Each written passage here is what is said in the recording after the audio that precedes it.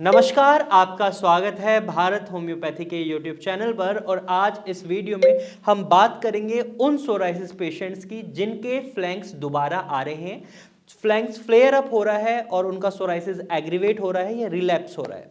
ये सिचुएशन कब बनती है?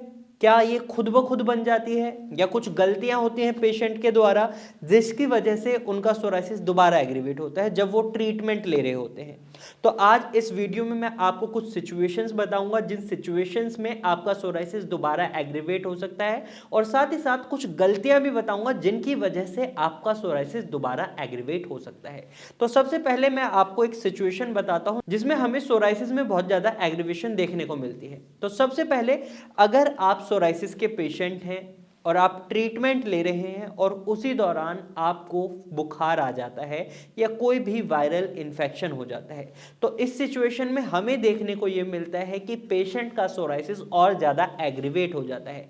इसका कारण क्या है? इसका कारण यह है, जब भी आपको बुखार होता है जनरली पेशेंट एंटीबायोटिक्स दवाइयां खाते हैं, उनके शरीर में एंटीबॉडीज बनती हैं, और आपको पता है सोराइसिस एक ऑटो इम्यून डिसऑर्डर है, यानी आपका इम्यून सिस्टम हाइपर एक्टिव है इस वक्त। और जब आपका इम्यून सिस्टम एंटीबॉडीज भी बना रहा है और उनको डिस्ट्रॉय भी कर रहा है, ऐसे में जब आपको बुखार हो जाता है या किसी भी तरह का वायरल इन्फेक्शन हो जाता है और एंटीबॉडीज बनती हैं आपके शरीर में, और ज़्यादा डैमेज होने लगता है क्योंकि आपका इम्यून सिस्टम को समझ नहीं पाता, यहां पर वो बहुत ज़्यादा डिस्टर्ब्ड हो जाता है और रिजल्ट क्या होता है?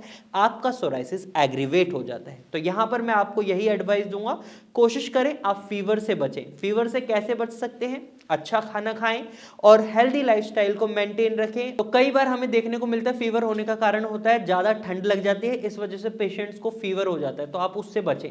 नंबर 2 कारण जिसकी वजह से पेशेंट्स का सोराइसिस एग्रीवेट हो सकता है वो है कॉन्स्टिपेशन या कोलाइटिस। अगर आपका पेट स्वस्थ नहीं है तो इस वजह से भी आपका सोराइसिस एग्रीवेट हो सकता है, क्योंकि आपके शरीर से दो ही तरीके होते हैं जो मेनली टॉक्सिन्स को बाहर निकालते हैं, एक तो आपका यूरिन और दूसरा आपका स्टूल। और ऐसे में जब आपको कॉन्स्टिपेशन होता है या कोलाइटिस होता है तो आपका जो स्टूल वाला तरीका है वो डिस्टर्ब हो जाता है, क्योंकि कोलाइटिस में हमें देखने को मिलता है पेशेंट का जो स्टूल होता है वो ब्लैक कलर का हो जाता है या बहुत ही स्टिकी हो जाता है, उनका पेट ढंग से साफ नहीं होता और उनको जो पेट में टॉक्सिन्स होते हैं, उनके शरीर में जो टॉक्सिन्स होते हैं वो उनके सोराइसिस को और ज्यादा बढ़ा देते हैं। तो यहां पर आपको कॉन्स्टिपेशन से भी बचना है। कॉन्स्टिपेशन से कैसे बच सकते हैं?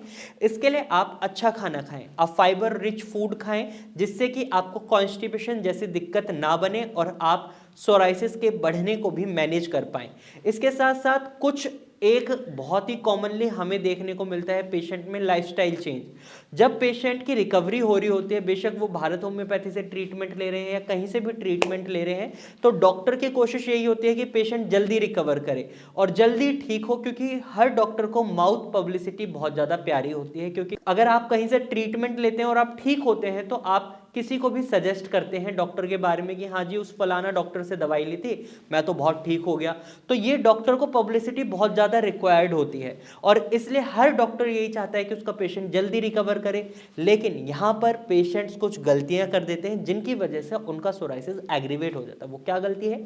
Lifestyle change. आपको ये पता है आपका सोराइसिस एक ऑटो इम्यून डिसऑर्डर है। यहाँ पर आपकी लाइफ में जो भी आपकी हैबिट्स हैं, लाइफस्टाइल्स हैं, ये ट्रिगर पॉइंट बन जाते हैं आपके इम्यून सिस्टम को बिगाड़ने के।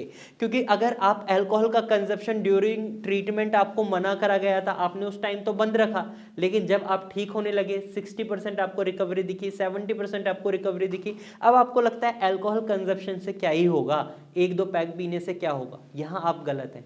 आपका ये जो एक दो पैक पीने का जो रवैया है, इसकी वजह से ही आपका सोराइसिस और ज्यादा एग्रीवेट हो सकता है। वहीं अगर आप डीप फ्राइड फूड खा रहे हैं, जंक फूड खा रहे हैं, पैक्ड फूड खा रहे हैं, तो इसकी वजह से भी आपका सोराइसिस एग्रीवेट होता है। और साथ के साथ अगर आप नॉनवेज डाइट की तरफ स्विच कर रहे हैं वाइल टेकिंग ट्रीटमेंट, तो इस सिचुएशन में भी आपका सोराइसिस एग्रीवेट होगा। तो आपको अपने जो लाइफस्टाइल में चेंजेस आपने लाए हैं इस दौरान, उनको मेंटेन रखना है लाइफ लॉन्ग। ऐसा नहीं है कि आप ठीक हो गए हैं तो अब आप दोबारा से इस लाइफस्टाइल को अपना सकते हैं, नहीं। इसकी वजह से आपका सोराइसिस दोबारा एग्रीवेट होगा, क्योंकि ये एक ऑटो इम्यून डिसऑर्डर है। यहां पर आपके इम्यून सिस्टम को मैनेज किया जा रहा है, और ऐसे में अगर आप अपने इम्यून सिस्टम को डिस्टर्ब कर देंगे तो वो मैनेज नहीं होगा, वो और ज्यादा एग्रीवेशन लाएगा। वहीं इसके साथ साथ आपको लीवर को हेल्दी रखना है। जो मैंने अभी लाइफस्टाइल चेंजेस बताए हैं, अगर आप इनको मेंटेन रखते हैं, आप इन चेंजेस को नहीं लाते, गलत आदतों को नहीं अपनाते, तो आपका लीवर भी डीअरेंज नहीं होगा, आप हेल्दी लाइफ जी सकेंगे और आपका सोराइसिस एग्रीवेट नहीं होगा, उसके नए पैचेस आपको देखने को नहीं मिलेंगे। लेकिन एक भारत में हमने देखने को मिलता है, स्ट्रेस को कोई बीमारी नहीं समझता, एंग्जाइटी को कोई बीमारी नहीं समझता, स्ट्रेस को लोग सीरियस नहीं लेते।